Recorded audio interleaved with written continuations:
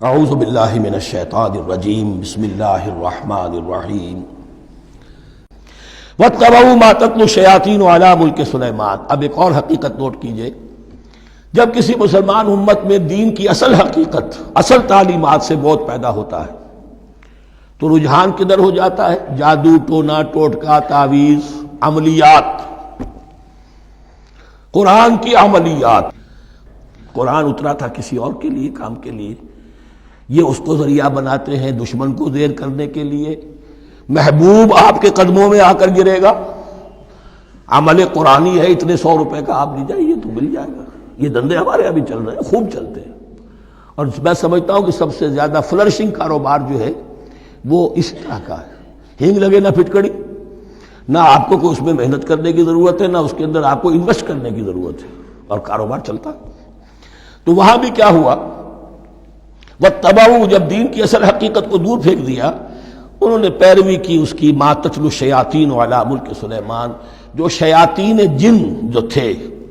علی ملک سلیمان سے مراد ہے علی عہد ملک سلیمان، حضرت سلیمان کے زمانے میں، چونکہ اللہ تعالیٰ نے ان جنات کو حضرت سلیمان کے تابع کر دیا تھا، تو وہاں پر چونکہ ان کا اب جو ہے کوئی میل جول زیادہ تھا لوگوں کے ساتھ، تو وہ انہیں کچھ اس قسم کی چیزیں سکھاتے رہتے تھے، گویا کہ اندر سے تخریب کاری۔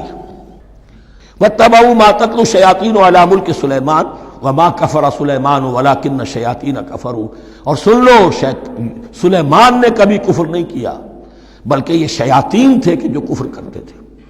جادو کفر ہے، لیکن آپ کو نقش سلیمانی آج تک بھی لفظ ملے گا، نقش سلیمانی۔ آج بھی مسلمان بھی ان چیزوں کو حضرت سلیمان کی طرف منسوب کر رہے ہیں، وہ ظلم اب بھی جاری ہے۔ وما کفر سلیمان ولکن الشیاطین کفروا یعلمون الناس السحر، وہ لوگوں کو جادو سکھاتے تھے۔ وما انزل علی الملکین ببابل ہاروت و ماروت، اور جو کچھ نازل کیا گیا 2 فرشتوں پر، ہاروت اور ماروت پر، بابل میں۔ بابل یہ ہے پرانا عراق، بیبلونیا۔ نبوکدنضر بھی بیبلونیا کا بادشاہ تھا، نمرود بھی بیبلونیا کا بادشاہ تھا۔ عراق کے بادشاہوں کا لقب ہی تھا نمرود، نماردہ اس کی جمع ہے۔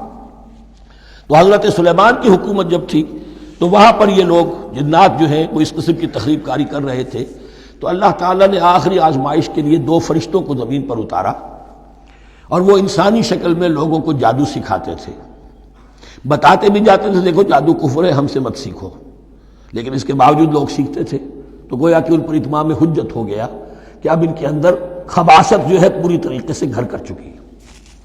وما یعلمان من احد، اور وہ نہیں سکھاتے تھے کسی کو بھی، حتی یقولا انما نحن فتنۃ فلا تکفر، یہاں تک کہ وہ کہہ دیتے تھے کہ دیکھو ہم تمہاری آزمائش کے لیے بھیجے گئے ہیں، ہم فتنہ ہیں، تو تم کفر مت کرو۔ فیتعلمون منہما ما یفرقون بہ بین المرء وزوجہ، تو وہ سیکھتے تھے ان دونوں سے وہ شے کہ جس کے ذریعے سے تفریق کر سکے ایک شخص اور اس کی بیوی کے درمیان، تفرقہ ڈالنا گھروں کے اندر، فساد۔ اب بھی یہ عورتوں کے اندر یہ کام بڑی تیزی کے ساتھ چلتے ہیں، تعویذ اور دھاگے اور کیا کوئی گنڈے چلتے ہیں۔ وما هم بضارین بہ من احد، اور نہیں تھے وہ ضرر پہنچانے والے کسی کو کچھ بھی الا باذن اللہ۔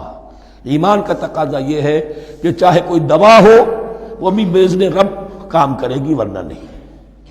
کوئی اور اسباب طبیعیہ ہیں، ان کے بھی اثرات ظاہر ہوں گے اگر اللہ چاہے گا، اس کے بغیر کچھ نہیں ہو سکتا۔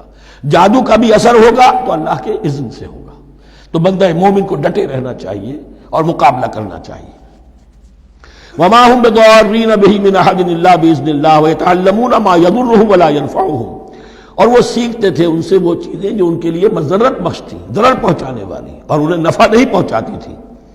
وَلَقَدْ عَلِمُوا لَمَنِ اشْتَرَاهُ مَا لَهُ فِي الْآخِرَةِ مِنْ خَلَاقٍ، حالانکہ یہ بات ان کے علم میں آ چکی تھی کہ جس نے بھی اس چیز کو حاصل کیا، جادو سیکھا، اس کا پھر آخرت میں کوئی حصہ نہیں ہے۔ وَلَبِئْسَ مَا شَرَوْا بِهِ أَنفُسَهُمْ، اور بری تھی وہ چیز جس کے لیے انہوں نے اپنے آپ کو فروخت کر دیا۔ لَوْ كَانُوا يَعْلَمُونَ، کاش کہ انہیں علم ہوتا۔ وَلَوْ أَنَّهُمْ آمَنُوا وَاتَّقَوْا، اور اگر وہ ایمان رکھتے اور تقوی کی روش اختیار کرتے، لَمَثُوبَةٌ مِّنْ عِندِ اللَّهِ خَيْرٌ، تو بدلہ پاتے اللہ کی طرف سے بہت ہی اچھا، بہت خیر۔ لَوْ كَانُوا يَعْلَمُونَ، کاش کہ ان کو معلوم ہوتا۔ یا ایھا الذین آمنوا لا تقولوا رائنا وقولوا انظرنا واسمعوا۔ اب ایک اور مثال ان کی، وہ تو تھے منافقین بنی اسرائیل جن کا ذکر ہوا، سمعنا وعصینا۔ اب یہاں یہ منافقین جو یہاں پر مسلمانوں میں شامل ہو گئے تھے، یہود کے زیر اثر لوگ، اور آ گئے ہیں مسلمانوں میں بھی۔ اب ان کا معاملہ کیا تھا؟ جب حضور صلی اللہ علیہ وسلم کی محفل میں بیٹھتے تھے تو جیسے ہوتا ہے، آپ نے کوئی بات فرمائی تو اگر فرض کیجئے کہ ادھر کے لوگوں نے نہیں سنی، بات سمجھ میں نہیں آئی، تو وہ ان سے درخواست کرتے تھے رعاینا، حضور ذرا ہماری رعایت کیجئے، بات کو دوبارہ دہرا دیجئے، ہماری سمجھ میں نہیں آیا۔ اب اس کا وہ کیا کرتے تھے یہودی، یا یہ ان کے یہودیوں کے زیر اثر منافقین، رعاینا، اے ہمارے چرواہے، گویا کہ دل میں خوش ہو رہے ہیں، خباثت نفس اس کو غذا مل رہی ہے، ہم نے تو رعاینا کہہ دیا۔ کسی نے اگر ٹوک دیا، بابا میں نے رعاینا کہا تھا، معلوم ہوتا ہے آپ کی سماعت میں کوئی خلل پیدا ہو چکا ہے، یہ انداز۔ تو مسلمانوں سے کہا جا رہا ہے، یہ واحد آیت ہے اس پورے سلسلے میں جس میں خطاب یا ایھا الذین آمنوا سے ہے، لیکن اصل میں روح سخن اب بھی بنی اسرائیل کی شرارت ہے۔ یا ایھا الذین آمنوا لا تقولوا رعاینا وقولوا انظرنا واسمعوا۔ دیکھو تم اس لفظ کو چھوڑ دو، اے اہل ایمان تم مت کہا کرو رعاینا، تم کہا کرو انظرنا، اے نبی ہماری طرف توجہ فرمائیے یا ہمیں مہلت دیجیے۔ نظر کے دونوں معنی ہیں، دیکھنا، ہمیں دیکھیے، اور انتظار بھی اسی سے بنا ہے، ذرا سی مہلت دیجیے۔ واسمعوا، اور دوسرے یہ کہ توجہ سے سنا کرو تاکہ دوبارہ پوچھنے کی ضرورت ہی پیش نہ آئے۔ وللکافرین عذاب الیم، اور ان کافروں کے لیے تو دردناک عذاب ہے۔